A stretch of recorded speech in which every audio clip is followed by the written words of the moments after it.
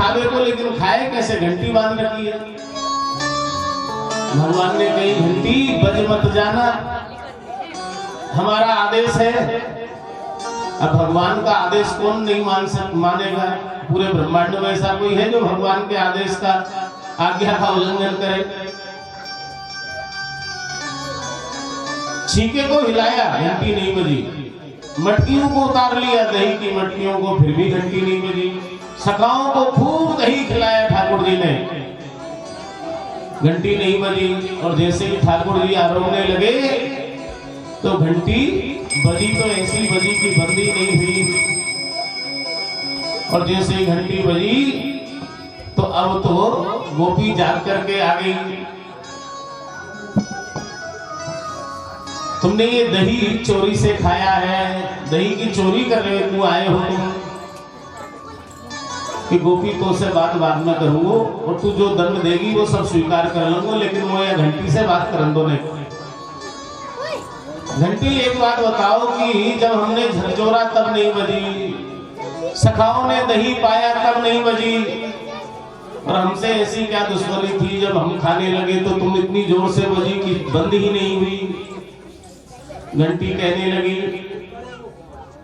कि प्रभु वेद भी तो आप ही का स्वरूप है, और वेदों में कहा गया है कि जब भगवान भोग लगाए तो घंटी को तो बजना आवश्यक होता है। सखाओं ने खाया, आपकी आज्ञा थी नहीं बजना, तो नहीं बजी। आपने झकझोरा तब भी नहीं बजी, लेकिन वेद भी तो आप ही का स्वरूप है। वेदों में कहा गया भगवान भोग लगाए तो घंटी को बजना जरूरी है। तो आप भोग लगा रहे हैं, मैं नहीं बजूं तो मेरा जीवन धिक्कार है। भगवान कहने लगे तू नियम पर अड़ी है, और ये गोपी मुझको पीटने को खड़ी है। गोपी ने कहा करी कि सखा तो गोपी ही को देख करके भाग गए, और यह गोपी ने कहा करी कि लाला को पकड़ करके बांधवे लगी खंबा से। जैसे ही बांधवे लगी तो भगवान तो चतुर चक्र चूड़ामणि है कि अब याग के बंधन से कैसे छूटे। ऐसी बातों में उलझाई वह गोपी को, अरे गोपी तू इतनी बड़ी है गई, इतनी बड़ी उम्र है गई तेरी मैया बाबा ने तो तू बांधवो ना सिखाया, आज तक तो मैं बांधवो ना आए, इतनी बड़ी है गई है, ऐसे कोई बांधो करे? कन्हैया कैसे बांधे? अरे ना आवे तो कोई बात नहीं, लेकिन का ये गुरु बना लो, सीख लो। कोई चीज ना आवे तो कैसे सीख लो कि कन्हैया तुम पे बांध लो आवे? हाँ हम पे तो आता है, तो हमें सिखाओ। कैसे कैसे सिखाएंगे? पहले हाथ जोड़ के कहो कि हे गुरुदेव भगवान, हमें बांधने की शिक्षा प्रदान करो। हाँ, तू हमें गुरु मानेगी तभी तो सिखाएंगे। तो गोपी कह रही है हे गुरुदेव भगवान, हमें बांधने की शिक्षा प्रदान करो। हाँ गोपी चलो ठीक है, जब तुम हाथ जोड़ रही हो, प्रार्थना कर रही हो, तो हम तुम्हारी प्रार्थना को स्वीकार करते हैं। अगर काई बांधना हो गोपी तो सबसे पहले भाई खंबा के पास ले गए, और ले जा करके सबसे पहले वाके हाथ बांधो, ऊपर से नीचे तक बांध करके बल लगा करके, और 3 गांठ लगाओ। पहली गांठ को नाम है गोपी, ये देख लियो, और जहां समझ में ना आवे पूछ लियो। यह गांठ को नाम है सर गांठ। देखियो गोपी भूल जाए तो बता दियो। और ये दूसरी गांठ है, यह गांठ को नाम है फर गांठ।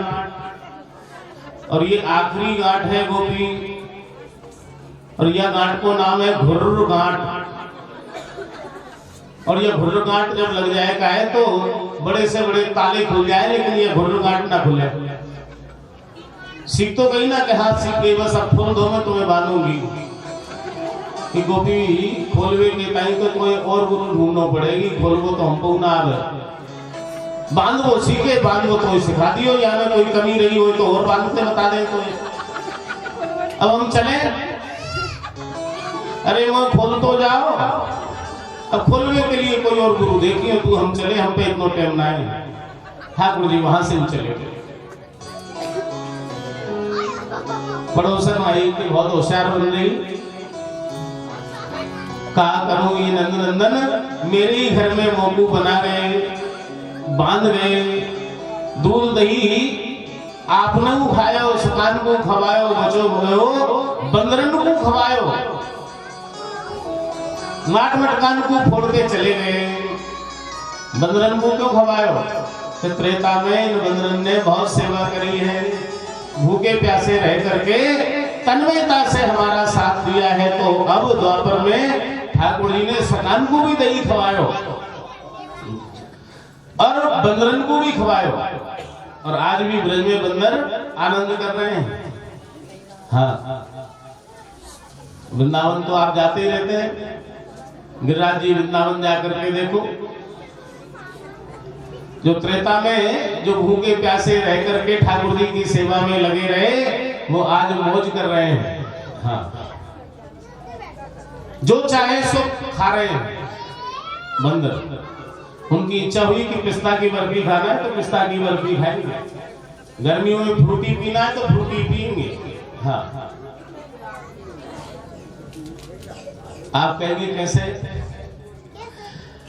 पहले बंदर क्या करते थे, पर्स छीन करके भागते थे, तो चने डालते थे उनको,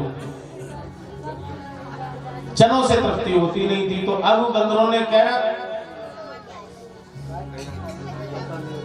अपना एक अलग प्रयोग किया कि चने अच्छे नहीं लग रहे हैं, तो अब क्या करते हैं, जो चश्मा होता है ना, चश्मा, आप गए हो किसी का गुमा हो, अच्छा यहाँ जितने लोग हैं इनमें से किसी का चश्मा अगर वृंदावन में ले गया हो तो कोई हाथ पीछा करेगा? हाँ, एक माता जी उनका चश्मा बंदर ले गए। ऐसा हो नहीं सकता कि किसी कहीं भी ये घटना नहीं हुई हो। तो वो क्या करते हैं कि चश्मा उतार लेते हैं बंदर, पता भी नहीं चलता, पल भर में चश्मा उतार लेते। अब आप और हम वृंदावन जाते क्यों है? भगवान का दर्शन करने, और जब चश्मा ही नहीं है तो क्या देखेगा आदमी? कुछ देख नहीं पाएगा। तो उस चश्मे को लेने के चक्कर में कभी फ्रूटी दे रहे हैं, कभी बिस्किट दे रहे हैं, कभी मिठाई दे रहे हैं, और जब तक पेट नहीं भर जाता तब तक खाते ही रहते हैं। अच्छा, चश्मा तोड़ेंगे नहीं, वो डंडी को तोड़ेंगे थोड़ा सा, वो जानते हैं शीशे को नहीं तोड़ना है। खाने को मिलता रहा तो आपका चश्मा वापस मिल जाएगा, और खाने का नहीं दिया तो भटकते रहो। तो जो भैया भगवान की सेवा करता है अथारत नहीं जाती। अब तो समस्त गोपियां मिलकर के